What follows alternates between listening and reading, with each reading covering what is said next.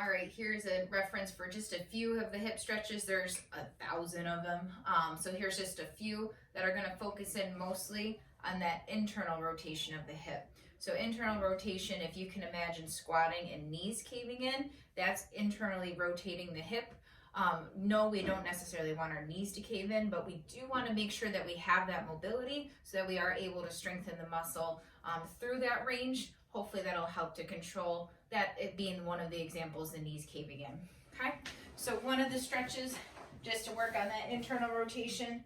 So what that is again is I want my hip to drop down. So I'm going to take one leg, put my heel on the outside of my other knee, and just kind of pull my knee down. I'm trying to keep my back on the table as much as I can, just to focus that stretch at the hip, and then I'm going to come back up. So this is probably one of the less aggressive stretches for that internal rotation.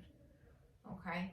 The other one that I like to do is just a little bit of a rock, where you kind of drop the knees down here and then switch. So the internal rotation is the leg that drops with the knee in. This knee is going to be in what's called that external, or excuse me, the hip's going to be in what's called external rotation.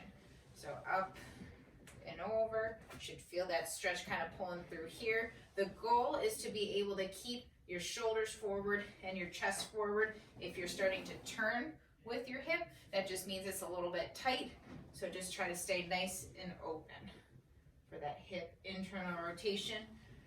As it gets easier, you can lift your arm up on the side that that knee is going to point to, and it's going to give you just a little bit more stretch out of there, as opposed to having that support and stability with that hand down. You can also just sit at the edge and just do some active internal rotation as well, if you're sitting like on a chair or off the edge of your bed, and just get used to going through that motion.